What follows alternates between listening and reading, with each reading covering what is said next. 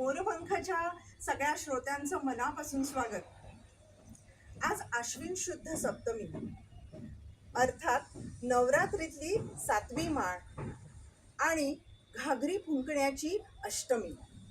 या निमित्त आज मी आपल्या सगळ्यांना घेऊन आलेली आहे डॉक्टर रमा गोळवलकर यांच्या सूर्यस्वरूप लक्ष्मी केशव या मंदिरामध्ये, आणि आपल्याशी अष्टमी आणि घागरी फुंकण्याचं महत्त्व याविषयी संवाद साधतील डॉक्टर रमा गोळवलकर. रमा गोळवलकर यांच्याविषयी परिचय देण्याची खरं तर अजिबात आवश्यकता नाही आहे, तरी सुद्धा नवीन श्रोत्यांसाठी एक माहिती म्हणून एका वाक्यात थोडक्यात सांगते की प्राचीन मंदिरांचा इतिहास आणि दुर्गा शक्ती, दुर्गा पूजा याविषयी जर आपल्याला खरं संशोधन करून मार्गदर्शनपर माहिती हवी असली तर डॉक्टर रमा यांचं नाव सगळ्यात आधी पहिल्यांदा येणार. त्यामुळेच आज मला अतिशय आनंद होतोय की आपण डॉक्टर रमाशी संवाद साधतो आहे आणि अष्टमीचं महत्त्व आणि घागरी फुंकण्याचं महत्त्व, 8 या आकड्याचं महत्त्व. चला तर मग जाणून घेऊया डॉक्टर रमांकडून. नमस्कार. नमस्कार, मी डॉक्टर रमा गोळवलकर. मोरपंखच्या सगळ्या प्रेक्षकांना माझे मनपूर्वक नमस्कार. माझ्या अंगणामध्ये मी सूर्य स्वरूप लक्ष्मी केशवाच्या 2 विग्रह म्हणजे ज्या मूर्तीची पूजा केली जाते त्यांना विग्रह म्हणतात. 2 विग्रहांची प्रतिष्ठापना केलेली आहे.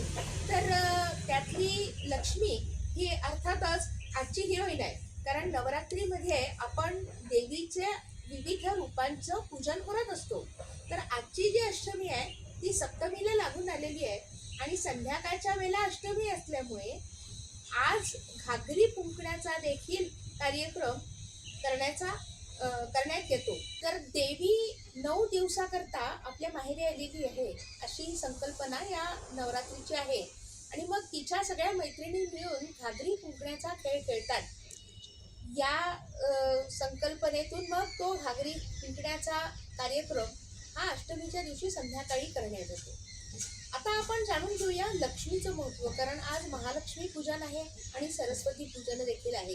सरस्वती आपल्या आयुष्यात विद्या आणि कला यामुळे एक प्रकारची अभिरुची संपन्नता देते असं म्हटलं जातं. म्हणजे हा भर्तृहरीचा श्लोक आहे, सुभाषित आहे की साहित्य संगीत कला विहीनः साक्षात पशुः उच्च विषाणहीनः. उच्च म्हणजे शेपूट आणि विषाण म्हणजे शिंग. तर शेपूट आणि शिंग नसलेला पशु म्हणजे साहित्य संगीत कला विहीन मनुष्य. त्यामुळे या सगळ्या चहूअंगाने आपलं आयुष्य जर फुलवायचं असेल तर आपल्याला विद्या आणि कला या दोन्ही आवश्यक आहेत. त्यामुळे ते देणारी सरस्वती हिचं आज पूजन आहे. त्याचप्रमाणे महालक्ष्मीचं पूजन आहे.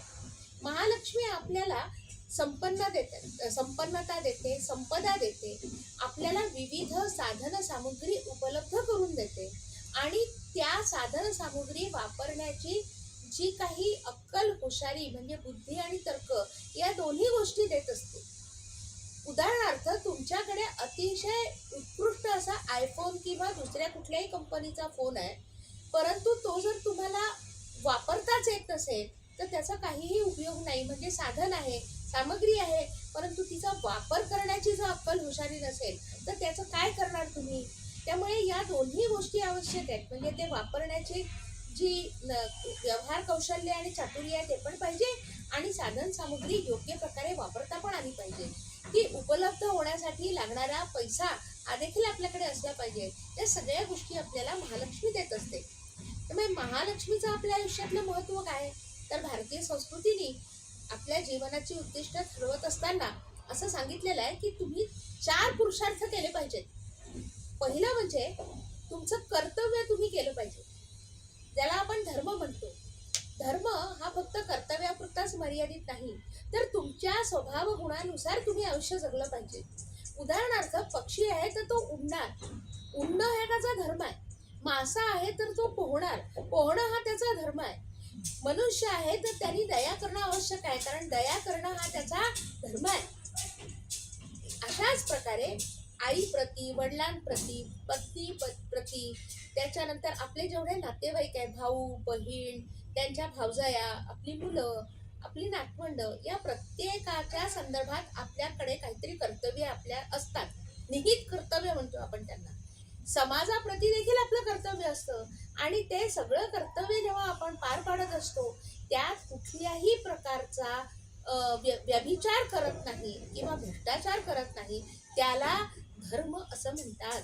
धर्म म्हणजे हिंदू, मुस्लिम, शीख, ईसाई इतकी संकुचित व्याख्या अजिबात नाही. त्यामुळे भारतीय संस्कृतीमधला धर्म हा खऱ्या अर्थाने तुम्हाला मानव म्हणून समृद्धतेने कसं जगता येईल याबद्दलची सगळी शिकवण देणारा असतो. मग याच्यासाठी आपल्याला पैसे लागतात. म्हणजे बायकोला साडी आणून द्यायची आहे, मुलीचं शिक्षण करायचं आहे, मुलाला चांगलं वळण लावायचं आहे किंवा त्याचंही शिक्षण करायचं आहे. आई वडिलांच्या उदरनिर्वाहाचा जी जबाबदारी आपल्यावरतीच असते कारण ते वृद्ध झालेले असतात. तर या सगळ्याकरता पैसा लागतो. हा सुद्धा तुम्ही नीतिपूर्ण मार्गाने मिळवला पाहिजे. म्हणून तो अर्थ आणि काम म्हणजे तुमच्या स्वतःच्या इच्छा त्या सुद्धा न्याय्य आणि वैध मार्गाने पूर्ण करता आल्या पाहिजेत. त्या कुठल्याही प्रकारच्या अनैतिक इच्छा नसाव्यात. अशा प्रकारच्या इच्छा पूर्ती करून घेणं म्हणजे कामपूर्ती करणं. आता हे तिन्ही तुम्ही केलेत की तुम्ही एक समाधानी आयुष्य जगाल की माझ्या आयुष्यात मला जे जे काही करायचं होतं ते सगळं मी केलं. हे समाधान घेऊन जेव्हा आपण मृत्यू पावतो त्यावेळी आपल्याला मोक्ष प्राप्त होतो. त्यामुळे पहिले 3 जे धर्म अर्थ काम हे आपल्याला लक्ष्मीमुळे साध्य होतात आणि मोक्ष हा आपल्याला विष्णू देतो. त्यामुळे लक्ष्मी आणि विष्णू यांचा विवाह झालेला आहे. आता हे अष्टमीच्या दिवशीच का करायचं?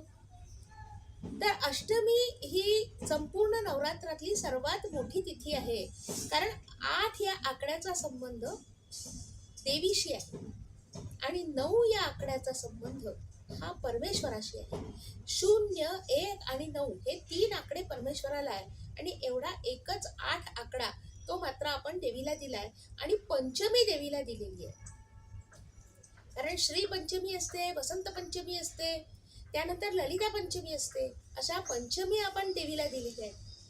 तर आता अष्टमीचा विचार आपण आता करणार आहोत.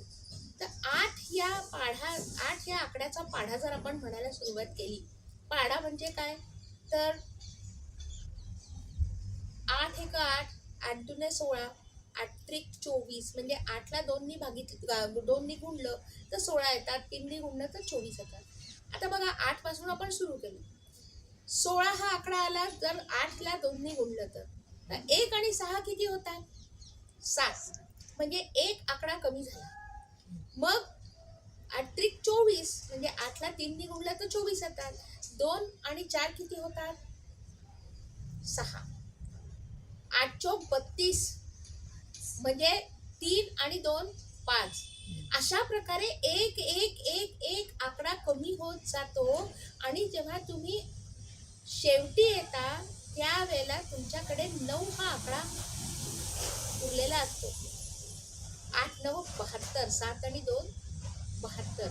म्हणजे आपल्याला जर देवापर्यंत पोचायचं असेल तर ही एक आपली जी इच्छा असते, आकांक्षा असते, अहंकार असतो, द्वेष असतो, मत्सर असतो, या षड्रिपू आणि बाकीच्या सगळ्या इच्छा आकांक्षा आपण एक एक सोडत जातो आणि निसंग होऊन, पवित्र होऊन, कुठल्याही प्रकारचा मोह नसणे म्हणजे निर्मोही होऊन आणि एक आहे निस्पृह होऊन ज्या वेळेला आपण देवाची भक्ती करतो त्यावेळेला तो आपल्याला प्राप्त होतो. पण हे करण्यासाठी आपल्याला देवीची आवश्यकता असते. हा 8 आकडा देवीचा याकरता आहे आणि म्हणून आपण अष्टमीच्या दिवशी देवीला विविध प्रकारे विनवून आपल्याला मोक्षपदाला ती कशी घेऊन जाईल याच्याकरता प्रार्थना करत असतो, आर्जव करत असतो. म्हणून आमच्याकडे एक आदिभवानीची आम्ही एक आरती पण म्हणतो की अढळ मोक्षपदा वर्ण्यासी मुनिजन वरती पदासी अखंड भवसागर तरण्यासी किंवा दुर्धर भवसागर तरण्यासी नौका आदी भवानी ऐसी देखिली भवानी विंध्याचलवासिनी 14 भुवनांची स्वामिनी. हे तिच्याकडे सगळं आहे, पण ती आपल्याला देते काय, तर ती अढळ मोक्षपद देते. आणि म्हणून तिची आराधना करायची असते. आपण वर्षभरात म्हणजे चैत्रापासून तर फाल्गुनापर्यंत एकूण 4दा नवरात्री साजरी करतो. त्यातली 2 सर्वसामान्य लोक साजरी करतात आणि उरलेले 2 शाक्त लोक साजरी करतात. शाक्त म्हणजे शक्तीची उपासना करणारे. त्यातलं पहिलं जे आहे ते चैत्र शुद्ध प्रतिपदेपासून सुरू होतं रामनवमीपर्यंत. ते देखील आपण त्याला वासंतिक नवरात्र म्हणतो. ते आटोपल्यानंतर आषाढामध्ये गुप्त नवरात्र असतं. ते झालं की आपलं अश्विनातलं हे शारदीय नवरात्र असतं. आणि त्यानंतर पौषामध्ये शाकंभरी देवीचं नवरात्र असतं. अशी आपण वर्षभरात 4 नवरात्र साजरी करून देवी जगज्जननी या संपूर्ण विश्वाची आई हिची आराधना करतो, कारण आपल्याला अढळ मोक्षपद हवं असतं. अशा प्रकारे अष्टमीचा हा दिवस आपण सर्वजण इथे आलात, महालक्ष्मीचं महत्त्व समजून घेतलं, श्री विष्णूचं महत्त्व समजून घेतलं. आणि हा सूर्य स्वरूप आहे, कारण ह्याच्या तुम्ही जर पाहिलं तर ह्याच्या पायाशी तुम्हाला 7 घोडे आणि अरुण सारथी असे दिसतील. आणि हा केशव आहे, कारण त्याच्या वरच्या उजव्या हातात शंख आहे, डाव्या हातात वरच्या चक्र आहे, खालच्या डाव्या हातामध्ये गदा आहे आणि वरच्या खालच्या उजव्या हातात कमळ आहे. तर हे जेव्हा त्यांच्या आयुधांची रचना असते त्यावेळेला त्यांना केशव म्हणतात. त्यामुळे हे सूर्य स्वरूप केशव आहेत. आणि त्यांच्या शेजारी या ठिकाणी इथे भूदेवी आहे आणि भूदेवीच्या बरोबर तिथे गरुड उभे आहे. आता गरुड आणि हनुमंत पुढे उभे राहतील तर गरुड हे वेदांताचं प्रतीक आहे आणि गरुड हे अष्टसिद्धी आणि नवदेवींचं प्रतीक आहे. आणि या ठिकाणी इथे गणेशही आहेत, विठोबाही आहेत आणि यांच्याबरोबर ही देवी इथे विराजमान आहे. अशा सगळ्या परिवारासकट याहून एक महत्त्वाचं म्हणजे श्री विष्णूची जी प्रभावळ आहे त्यात विष्णूचे 10 अवतार कोरलेले आहेत. असा सगळा परिवार जय विजयासह याचं तुम्ही दर्शन घेतलेलं आहे. आणि हे जसे सर्व जगावरती कृपा करणारी हे दैवी दाम्पत्य आहे, यांनी आपल्यावरती सतत कृपा करावी अशी मी त्यांच्याकडे विनंती करते. आणि माझा हा परिचयाचा आणि आजच्या दिवसाचा जो संवाद आहे तो संपवते. धन्यवाद.